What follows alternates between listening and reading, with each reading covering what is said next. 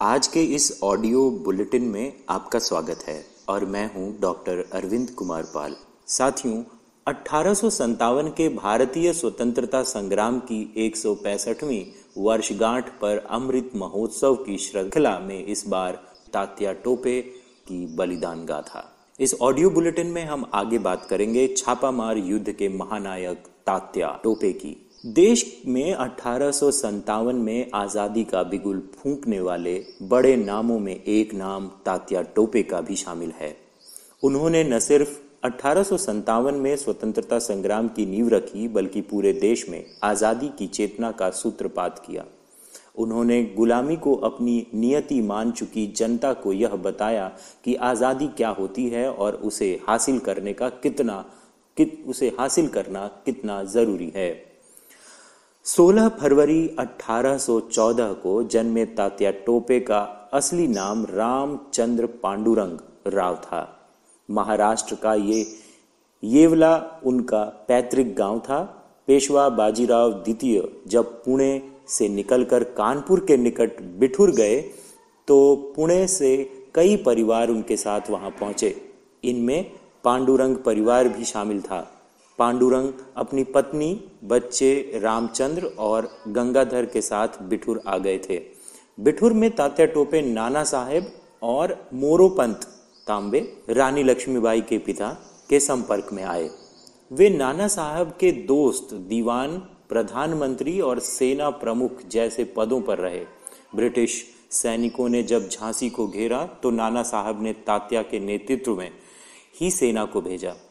विष्णु भट्ट गोडसे ने अपने यात्रा वृत्तांत माझा प्रवास में लिखा है कि इस युद्ध में तात्या टोपे की सेना बहुत बहादुरी से लड़ी, लेकिन तात्या से युद्ध नहीं जीत सके। कानपुर, चरखारी, झांसी और कोच की लड़ाइयों की कमान तात्या टोपे के हाथ में थी।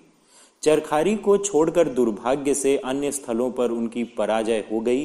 तात्या और लक्ष्मीबाई को कामयाबी मिली ग्वालियर में। ग्वालियर के किले पर उनके अधिकार करने के बाद अंग्रेज भी अचंभित रह गए। यहीं अंग्रेजों के साथ एक बार फिर भीषण संग्राम हुआ, जहां रानी लक्ष्मीबाई को वीरगति मिली। लेकिन नाना साहेब के भतीजे राव साहेब और तात्या अंग्रेजों के हाथ नहीं आए। दोनों ने संघर्ष जारी रखा। इसके बाद तात्या टोपे का जीवन अद्वितीय शौर्य गाथा से भरा है। लगभग सब स्थानों पर विद्रोह कुचला जा चुका था, लेकिन तात्या ने एक साथ की लंबी अवधि तक मुट्ठी भर सैनिकों के साथ अंग्रेजी सेना को झकझोर रखा। इस दौरान उन्होंने दुश्मन के खिलाफ एक ऐसे जबरदस्त छापेमार युद्ध का संचालन किया जिसने उन्हें दुनिया के छापेमार योद्धाओं की पहली पंक्ति में लाकर खड़ा कर दिया। इस छापेमार युद्ध के दौरान तात्या टोपे ने दुर्गम पहाड़ियों और घाटियों में बरसात से उफनती नदियों और भयानक जंगलों के पार मध्य प्रदेश और राजस्थान में ऐसी लंबी दौड़ लगाई जिसने अंग्रेजी कैंप में तहलका मचा दिया। कहा जाता है कि शिवपुरी के पास नरवर के राजा मान सिंह ने तात्या की जानकारी अंग्रेजों तक पहुंचाई। गद्दारी के कारण तात्या 7 अप्रैल 1859 को सोते हुए पकड़ लिए गए। रण बांकुरे तात्या को कोई जागते हुए नहीं पकड़ सका।